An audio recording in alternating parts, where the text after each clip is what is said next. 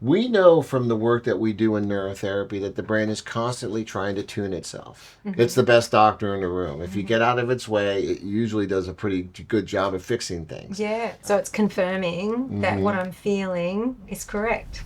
That's correct. I'm Andi Lew, wellness expert, and I'm at Neurofield to see Dr. Dogris in Santa Barbara. I've been using Aries Tech for a while, so I'm going to have a brain scan because I want to see how this really works.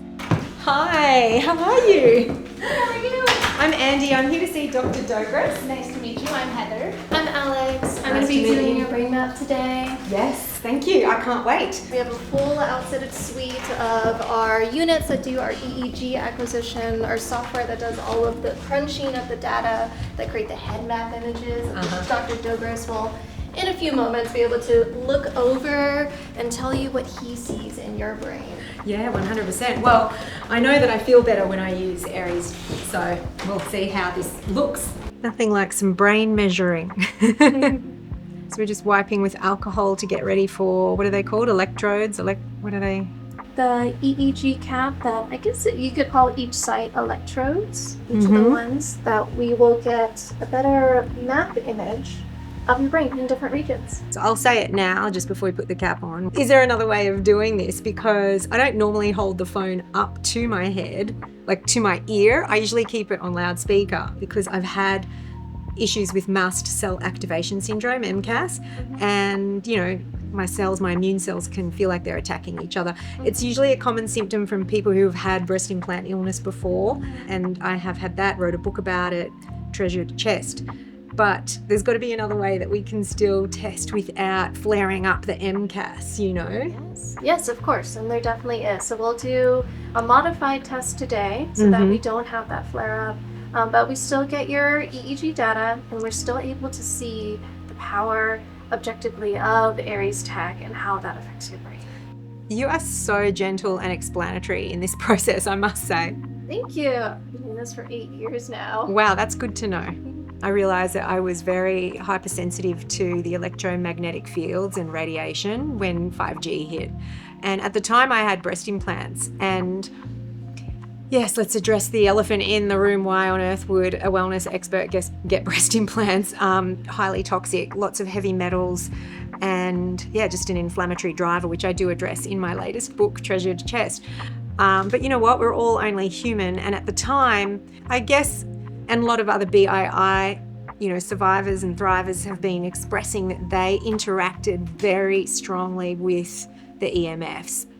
And I felt like the radiation was exacerbating some of the symptoms that BII, or breast implant illness, which is really mast cell activation syndrome. When I had the Aries devices, it really did help to sort of stabilize and support some of the EMF reactions.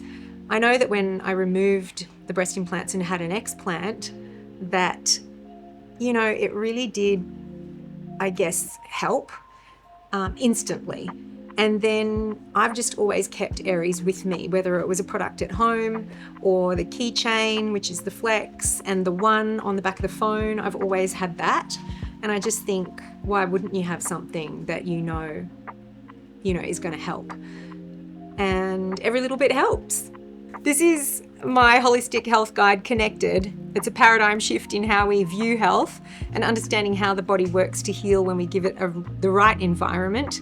Treasured Chest, my 10th book, it is a journey on the forever customer, who's really in control, how did we get here, and removing inflammatory drivers like breast implants and exposing the explant industry and breast implant illness, which is a topic that's been swept under the rug for way too long. My son Bodhi is here, and you're writing your own book right now. It's a really beautiful fiction novel, based on his life experiences, and he's got a beautiful writing style, but I've taught him to write it, in a notepad. I think he finished half the pad. I've written 19 pages and I started doing it on my computer. So now he's transcribing it, but, we have Aries set up in the home, and, I limit the amount of technology time that we do have. To be fair, the entire educational model kind of shifted after I was in COVID, because beforehand we wouldn't use technology as much, and now everything's off the basis of technology. And also because I'm going to 10th grade now, so I'm a sophomore in high school, I definitely see people like almost practically addicted to their phones. I see people hunched over like that over in my like school cafeteria area. We don't have proper conversations anymore. Most of the people that I know of don't really talk unless they actually respect you, and then they get off their phone. So I think it's interesting because, you know, like I don't think that would have been the case a couple years ago even, because then like technology wouldn't have been as advanced as what it is today. So I mean, like, it's just definitely like a huge issue now that needs to kind of be resolved in terms of like maybe like reverting from being on technology as much to kind of going back to more paperwork, because people actually learn when they write as well. I learned this from my French teacher, because you actually memorize what you're writing whilst you're doing that. But if you're typing it or if you're listening to it and you don't really like go over it, then it doesn't really make a difference. Yeah, remember you said to me during the pandemic, Mum, we're having to use our laptops so much more now, and that never used to be the case. And we did try and like limit that usage. My son never had any technology until he was 11 years old. And I think that really helps with the health of a child in their, you know, neurological development, in their ability to focus and concentrate. My friend was sitting with really bad posture and he was watching TikTok on his phone yesterday, and I was like, dude, are we gonna do something? And he's like, oh, I'm feeling really tired. And I'm like, is it because you've been sitting on your phone while we've been having dinner the entire time, maybe? And then by the time we went outside, he started feeling like more energized again. Turns out he just wanted to ask if he could have an unhealthy pretzel.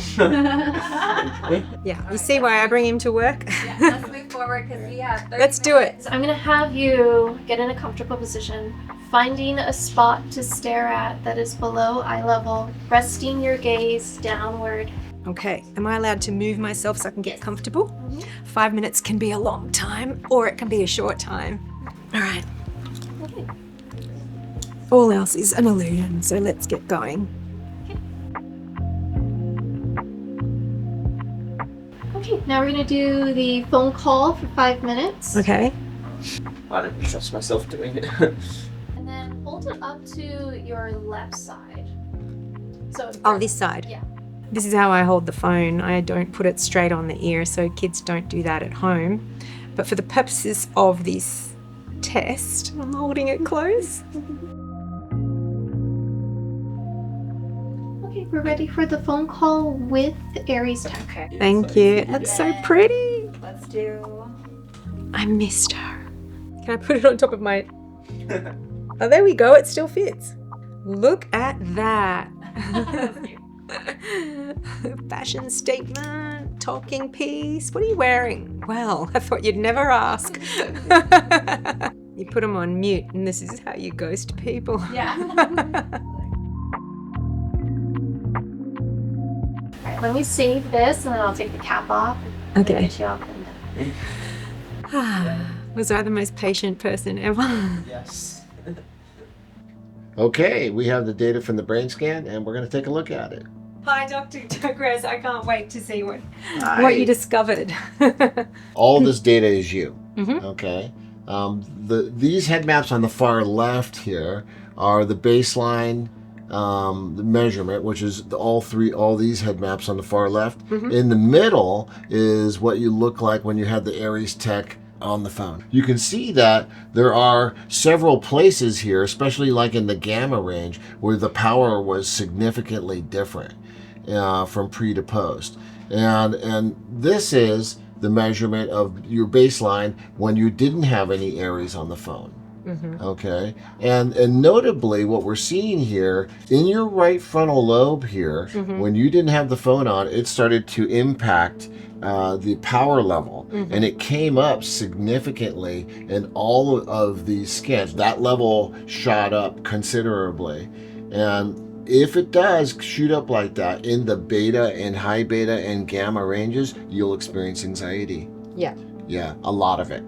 So yeah, you changed, and when you had Aries on the phone, it did not shoot up as much. Yeah. It is mitigating what you're experiencing. So it's confirming that what I'm feeling is correct. That's correct. There's no 100% protection from anything because we're constantly around everything in our environment, right? Yeah. And so what we're seeing here is a realistic appraisal of what's happening. Now we're going to go to the slower frequencies. Delta is what you produce when you sleep. Theta is what you produce when you're waking up in the morning. You're half awake, half asleep. Alpha is your idling rhythm. It's where you start the car and you listen to the rhythm. Okay. The slow wave activity here came up significantly when you didn't have the Aries protection on the phone as compared to when you did.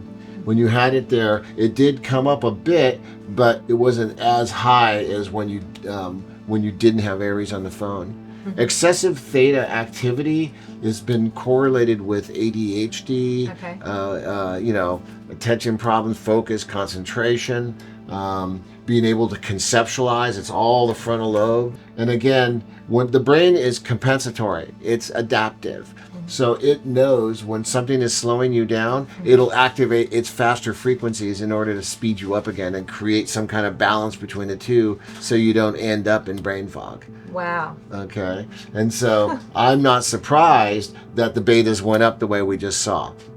Okay. It's an adaptation to what the stressor is it's going on. Yeah, it's trying to figure out what to do with it because all that's doing, it's hyper stimulating your brain.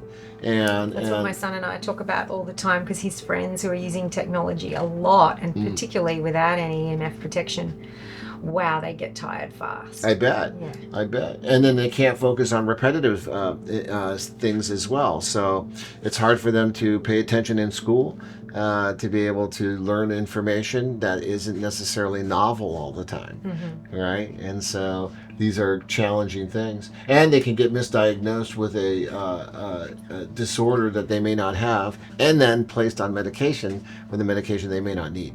Right. So these when are all it could be things an to look at. environmental factor. Exactly. Yeah. Exactly. And we see this a lot. So it's not necessarily unusual. We know from the work that we do in neurotherapy that the brain is constantly trying to tune itself. It's the best doctor in the room. If you get out of its way, it usually does a pretty good job of fixing things. Yeah. When it can't do it, it'll adapt to the best of its ability, then it stops. Yeah. And it slowly starts to make changes over long periods of time. Yeah. Yeah, so it's not unusual that would happen to you. In your occipital cortex, this is your visual cortex here, comes up considerably when you have the Aries tech present.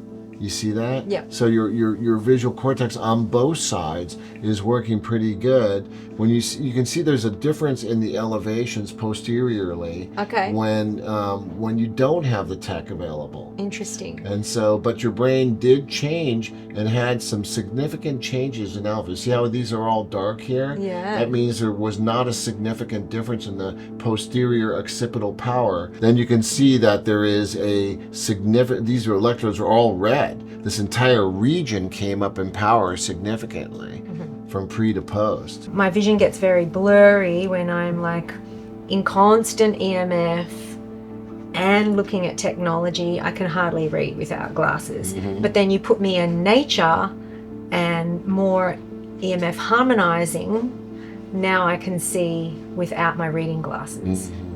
So this is your heart data. These are different frequency bands in your heart. The orange one, the tiny little orange one, is internal heart energy. Okay. It gets generated with every heartbeat, and it's the cells rubbing together. Okay. And so we can measure what we call intrinsic heart energy. This yellow one is the sympathetic band of the autonomic nervous system. It's the one that's sympathetic is your get up and go. The green is the parasympathetic band of the autonomic nervous system. That's your laying in the hammock and relaxing. The two of these should be very close to each other in height. Okay? If they're imbalanced this way, then that can indicate different kinds of things. Now, one is it can indicate low energy or low mood. Yep. Okay? i.e. depression or dysthymia.